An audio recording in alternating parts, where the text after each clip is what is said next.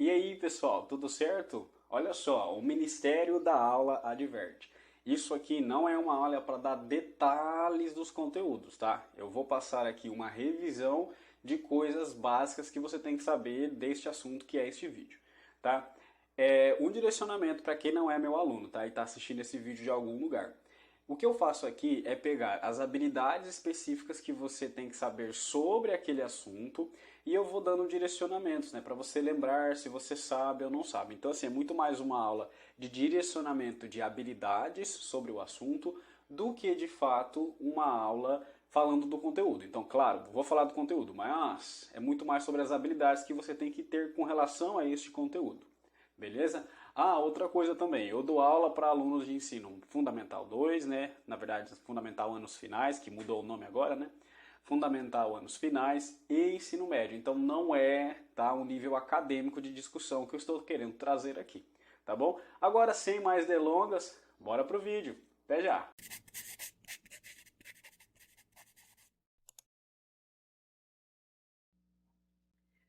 E aí, pessoal, vamos lá. Então, para quem não sabe, a proposta disso aqui é fazer a revisão dos módulos em mais ou menos 10 minutos. Eu falo em 10 minutos, mas às vezes eu faço mais porque, né, é muita coisa.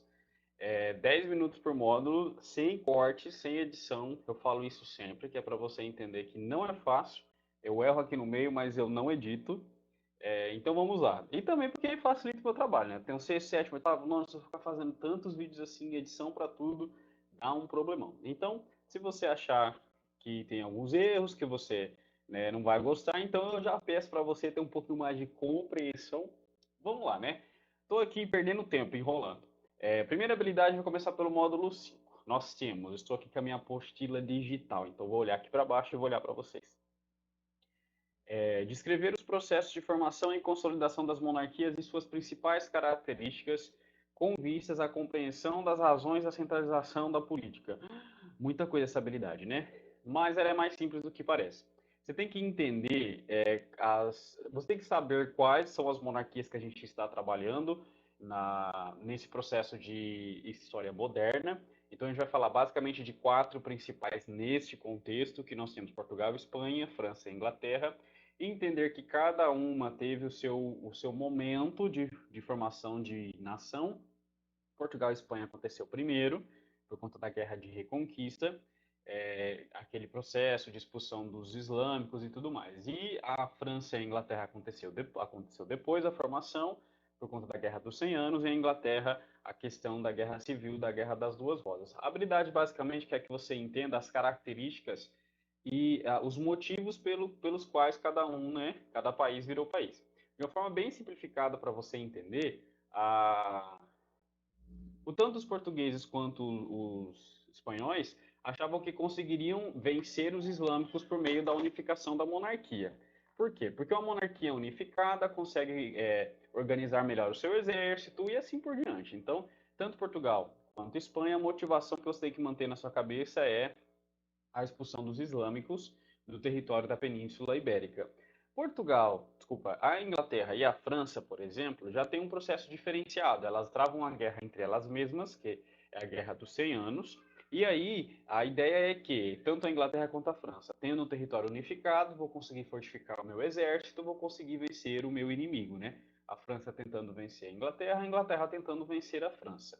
Entendeu? Então, quando fala unificação, né, da França e da Inglaterra, não quer dizer que elas se uniram, mas sim que cada região, né, os feudos ali do Reino Franco virou França, depois lá os ângulos virou Inglaterra, enfim, e virou uma nação unificada. É o que a primeira habilidade quer.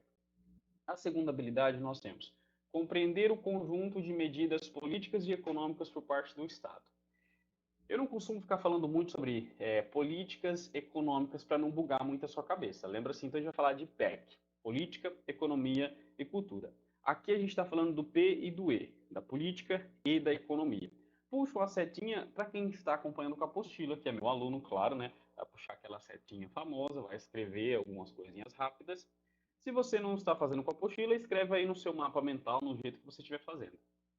O modelo político dessas nações, nós estamos falando de absolutismo, e o modelo econômico, a gente está falando de mercantilismo. Então, você tem que compreender como que funciona o absolutismo, o poder centralizado na mão do rei, como que funciona o mercantilismo, medidas, né, que o rei vai tomando para conseguir enriquecer a sua nação, beleza?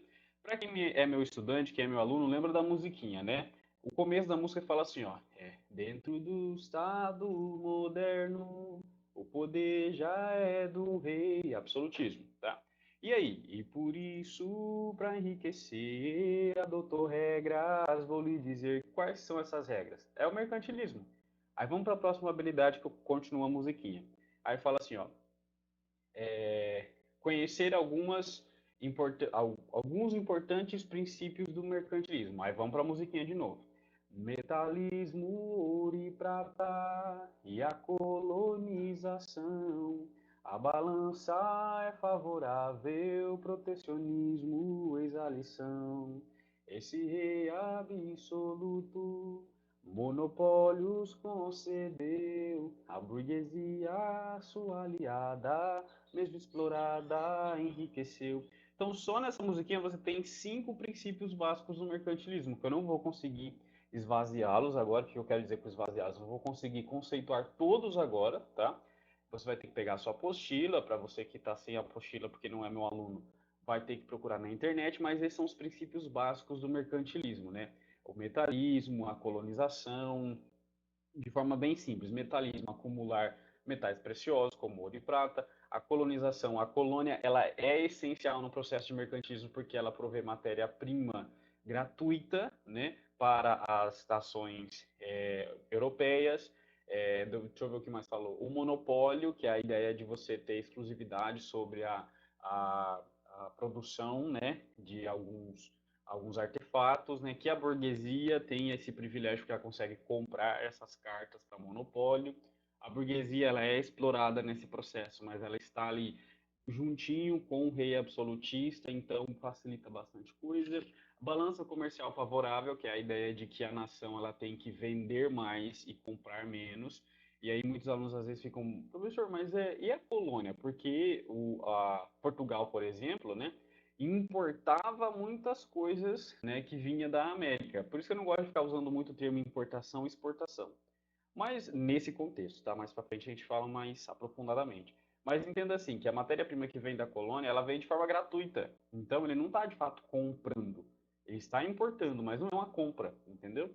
Enfim, mantenha isso em mente, tá? Depois nós temos entender o controle estatal da economia como forma de proteger a burguesia. Isso aqui é primordial.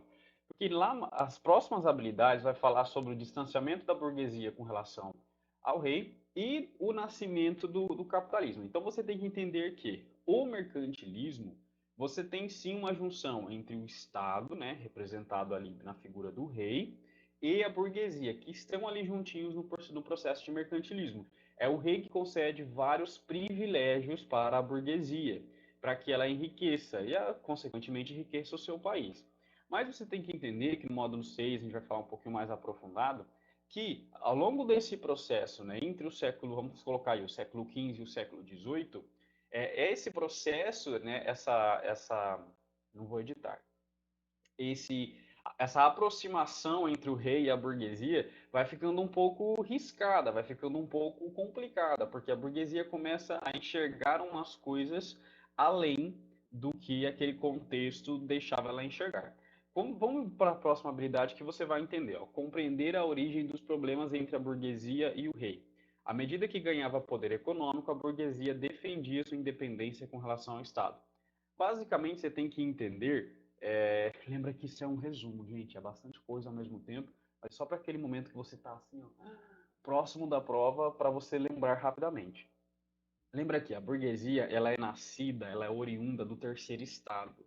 O terceiro estado era a maior parte da população, né, era a parte mais explorada dentro do feudalismo e tudo mais, porque o primeiro estado você tinha o clero, o segundo estado você tinha a nobreza, e agora você tem, da passagem da Idade Média para a Idade Moderna, o nascimento da burguesia dentro do terceiro estado. Essa burguesia fica rica, ela tem, como a habilidade fala, ela tem poder econômico, mas ela não tem poder político. E ela acha que a figura do rei, ela acha assim, né? Ali mais para frente, no século XVII, XVIII, Ela acha que esse controle que o rei tem sobre a economia mercantilista atrapalha o crescimento da burguesia. Claro, no começo ajudou, mas agora a burguesia acha que ela pode crescer mais economicamente e o rei impede isso, basicamente. Então, essa falta de poder político da burguesia faz com que ela se volte contra o rei, que a gente vai ver isso no oitavo ano, né? Século 17, 18, e aconteçam várias revoluções para derrubar o poder do rei, para que a burguesia tenha ascensão. E aí, é aí que a gente vai discutir a última habilidade, ó, discutir as razões da passagem do mercantilismo para o capitalismo.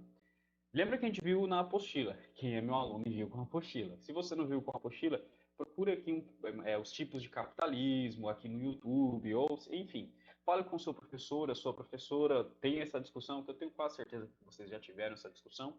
Mas se não tiveram, talvez o professor não teve tempo ainda ou a sua apostila não trouxe. Mas você tem que entender basicamente que o mercantilismo, né, quando ele nasce ali no processo da Idade Moderna e tudo mais, a Idade Moderna é uma idade muito conturbada com relação à política absolutista, mas ainda com um teor muito teológico, né, muito teocêntrico, enfim. E a economia também é conturbada quanto isso. Então, ali no mercantilismo é o cerne, é a semente do capitalismo. Mas a gente não está falando ainda em liberalismo, né, porque você tem uma intervenção muito grande do rei. E também você não pode esquecer, para não cometer o que a gente chama de anacronismo, que essa ideia de o liberalismo são ideias que vêm depois do mercantilismo. Então, o que, que a nossa apostila queria que você entendesse, o que, que a história basicamente quer que você entenda? Lá na frente, né, depois que surge o liberalismo, o capitalismo, as pessoas de lá da frente, né, os pesquisadores de lá da frente começam a olhar para esse período que você está estudando, que é a Idade Moderna, e falar: ali já era capitalismo, né? Basicamente, já era o início do capitalismo, era o capitalismo mercantil, enfim, é o mercantilismo. Então, essa ideia de surgimento do capitalismo, de fato, é quando a burguesia, entre aspas, acorda, né, que ela está sendo explorada pelo rei, e ela quer promover uma ruptura. E essa ruptura acontece com o distanciamento do Estado, o distanciamento do governo com relação à economia. Então você vai se aprofundar no que a gente vai chamar de liberalismo, certo? E então o aprofundamento do sistema econômico capitalista, beleza? Que não é o cerne desse módulo, tá? Não é a ideia central desse módulo. É você entender como que a Idade Moderna provoca essa passagem tanto de mentalidade, quanto de política, quanto de economia. Tanto é que o módulo 5 é sobre esses aspectos da economia e da política, mas o nosso próximo módulo, ele é sobre a questão cultural, que é o módulo 6 e 7, a gente vai falar sobre a Renascença e tudo mais. Acabei de olhar aqui, deu 12 minutos, né? Passei. Mas enfim, vamos agora para o módulo 6. Módulo 6. Primeira habilidade: relacionar as mudanças ocorridas da Baixa Idade Média com a transformação da mentalidade europeia. Primeira coisa, né, que eu já vou englobar a segunda habilidade: constatar a longa duração desse processo. A Idade Média em si é um período da história que é muito longo, tá? É bem longo mesmo. Então, por isso que tem aluno que fala: meu Deus, já se passaram 50 mil módulos e a gente ainda está na Idade Média. Então, assim, a Idade Média é bem longa. Então, períodos longos, e lembra que o professor fala em sala de aula, para quem é meu aluno. Para quem agora você está sendo meu aluno, né? Se você não está lá na sala de aula comigo, mas está assistindo, você está sendo meu aluno de alguma forma. Quando você tem um período muito longo ou um fato histórico que é muito famoso, você tem muita pesquisa sobre isso. Então, cada dois parágrafos que você lê sobre isso, você esbarra em uma teoria nova, você esbarra em um autor novo. Então, isso acaba provocando muita coisa para se falar. E é claro que nós, professores em sala de aula, não conseguimos cobrir tudo isso. Principalmente professores que, como eu, dá aula para ensino fundamental anos finais. Eu também dou aula para ensino médio, mas essas aulas são para os anos finais. Então não dá para a gente falar de tudo, tá bom? E você tem que entender que a baixa idade média, como fala aqui, é um período longo, tá bom? Mas ela é muito importante porque ela provoca diferenciações no modo de pensar, no modo de enxergar a vida, tá? A gente fala sobre a visão de mundo, a visão de mundo muda. Esse processo de renascimento, que quando você estudou lá o nascimento da burguesia, você viu o renascimento comercial e urbano, e agora a gente vai falando sobre o renascimento da cultura, o renascimento da arte, assim por diante. Próxima habilidade: identificar as principais características dos humanismos e dos renascimentos e analisar seus significados. Basicamente, de forma bem simples para você entender, humanismos, porque ele tem várias, né, vertentes, ele tem vários caminhos a mostrar para você essa diferenciação, mas basicamente aquela ideia que dentro da Idade Média todas as discussões, ou a grande maioria delas, estaria voltado para a figura divina do catolicismo, no caso Deus, o monoteísmo, teocentrismo, a teocracia. Na Idade Moderna, né, na baixa Idade Média para passagem para a Idade Moderna, você começa a ter aqueles questionamentos sobre essa postura. Com relação à política, por exemplo, começa a questionar cada vez mais o poder divino do rei. Sobre a cultura, começa a questionar cada vez mais o que o ser humano quer da vida, o que, que ele pode fazer, o que, que ele não pode fazer, certo? E dentre todas essas características, tem uma listinha de coisas que a gente vai falar, tá? Que no módulo, o próximo módulo, que é o módulo 7, vai ter bastante, mas vamos pegar alguns para a gente relembrar. Como, por exemplo, a ideia do racionalismo. Não se aceita mais, né, a ideia de que as coisas são do jeito que são porque uma divindade quis, no caso da Idade Média, da Ocidental, no caso o catolicismo. Então não se explica mais a vida só, chove porque Deus quer, ou aconteceu a peste negra porque foi um castigo de Deus. Então, as explicações não partem mais somente daí. As explicações começam, então, a ser mais aprofundadas de uma coisa mais racional, que vem de razão, de ideia, né? De pensamento científico, que é você questionar, que é você fazer experimentações, né? Você colocar a xeque, entender um fenômeno, tentar repeti-lo para comprovar que aquilo é uma lei, né? Que sempre acontece daquele jeito. Então, eu não vou conseguir esvaziar toda essa ideia aqui, mas é você entender que o humanismo, o processo humanista, o processo renascentista, é esse descolamento de uma cultura cristã, católica, que sempre esteve ali vigente na Idade Média, para você se voltar mais para a ciência. E dentro da cultura em específico, você resgatar, daí vem a ideia de renascimento, resgatar alguns aspectos de visão de mundo e de cultura que na Idade Média tinha sido abafada com o catolicismo. Como, por exemplo, deixa eu ver se tem na próxima habilidade. Reconhecer a visão de mundo humanista contribuiu para o surgimento de novas concepções de vida.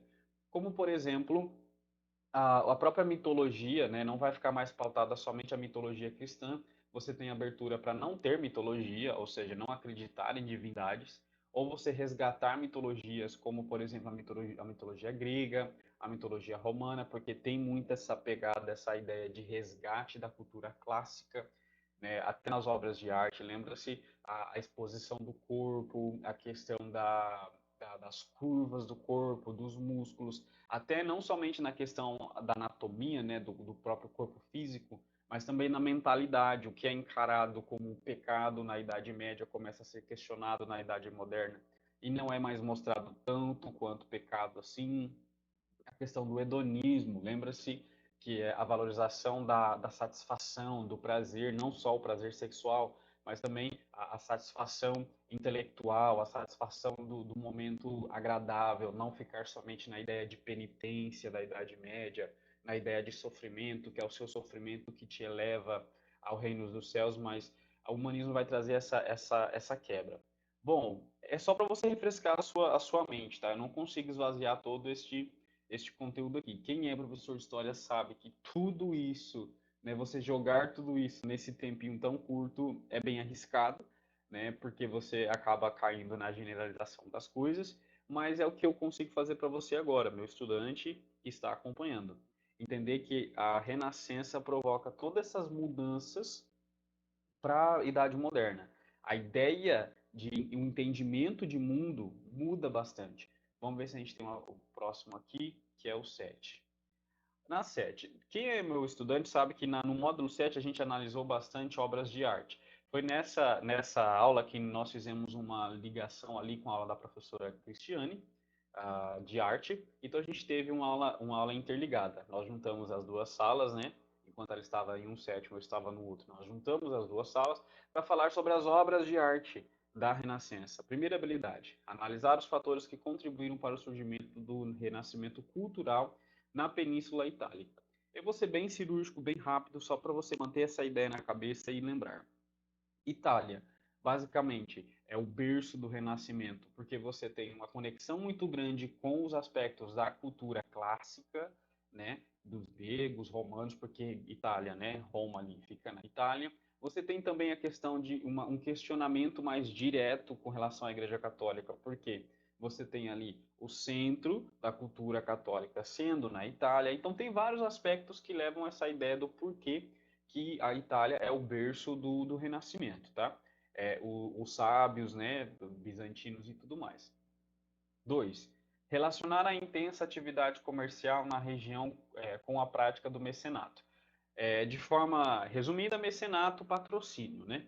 Os mecenas eram patrocinadores da arte renascentista. Até quando a própria Igreja Católica percebe essa onda cultural renascentista, lembra-se, ela também vira uma mecenas, ela também incentiva a arte renascentista, claro, com seus próprios interesses culturais, mas o mecenato é a prática de patrocínio da arte. Né? Então, relacionar a intensa atividade comercial, ou seja, a intensa atividade comercial leva a uma ascensão econômica, leva a ter dinheiro, e você tem a prática do mecenato tanto para promover a cultura, mas também para se promover, né? Como sendo alguém muito ligado à arte, à cultura que incentiva isso por meio de patrocínio, ou também pagando para alguém fazer obras para ele, né? No caso, eu sou um patrocinador, eu sou um mecenas, eu pago para alguém fazer a obra para mim e eu coloco o meu nome. Em busca do quê? Em busca de prestígio. Que é uma outra característica que a gente viu na aula de arte, que é muito comum você ter na Renascença a assinatura das obras, né, da pessoa quem fez. Na Idade Média não era tão comum assim, porque você dava mais valoração para o que estava na obra, a ideia da obra. Em grande maioria, a ideia religiosa. Já na Renascença, por exemplo, você tem a ideia da obra é importante, mas dá luz, né, dá foco para quem fez também, né, para o ser humano que fez. Então, essa ideia da promoção do indivíduo quem fez a obra é muito importante, tá? Deixa eu ver o que mais. Identificar a influência da cultura greco-romana no movimento artístico. Lembra que a gente viu, só para refrescar a sua memória, duas formas. Você pegar como referência de que a amostra do corpo humano, a atividade humana, né, o jeito que o ser humano se comporta, né, que é o antropocentrismo antropológico, né, antropologia, o jeito que o ser humano se comporta é uma base muito importante para a arte renascentista, que remonta lá ao período remonta quer dizer que chama de volta a ideia da Renascença, da história clássica dos gregos e romanos. E você tem esses que pegam como referência. E eles pegando como referência, mas eles tentam retratar do jeito que eles enxergam naquele momento. A beleza do ser humano está na sua forma mais realista, vamos dizer assim. Então você tem corpos mais naturais, como corpos mais gordinhos, né? Com mais curvas, até com imperfeições que são coisas naturais da vida, como celulite, como marcas de cicatrizes e tudo mais. Esses são os que pegam como referência essa ideia humanista, essa ideia de valorização do corpo humano, de atividade humana, de como o ser humano pensa e se comporta e coloca na arte. Mas tem aquele também que praticam o imitátil, né? Que imitam exatamente do jeito que era lá. Fazem aqueles corpos bodybuildings, lembra-se? Aqueles corpos musculosos, a figura feminina com cintura bem fina, quadril largo, seios fartos. Aquela ideia de uma idealização de um corpo perfeito. Tá bem? Isso a gente vai falar de cultura greco-romana, cultura clássica. Então eles renascem, né? Eles trazem de volta essa cultura clássica. Conhecer os principais artistas desse período. Lembra-se que nós assistimos um documentário sobre o seu Leonardo da Vinci. Ele é um dos principais artistas desse período. Eu fiz na folha síntese, para quem é meu estudante. Eu não sei, não vou colocar aqui a folha síntese, não. Eu ia falar que ia colocar aqui na descrição, mas eu não vou não, porque tem muito material lá que não é meu. É material que eu pego do sistema da escola. Então não vou pôr aqui na descrição. Mas você que não é meu estudante, não tem essa folha síntese, é só você colocar lá na internet, né? Os pensadores, os artistas, né? Mas eu não estou falando da folha síntese, porque na folha síntese eu coloquei para você lembrar Tartarugas Ninja. Lembra-se? Então você tem o Leonardo, o Donatello, todos aquelas personagens são personagens artistas importantes desse período. E também até na literatura nós falamos do Shakespeare, lembra-se? A gente falou sobre o Inferno de Dante, lembra-se?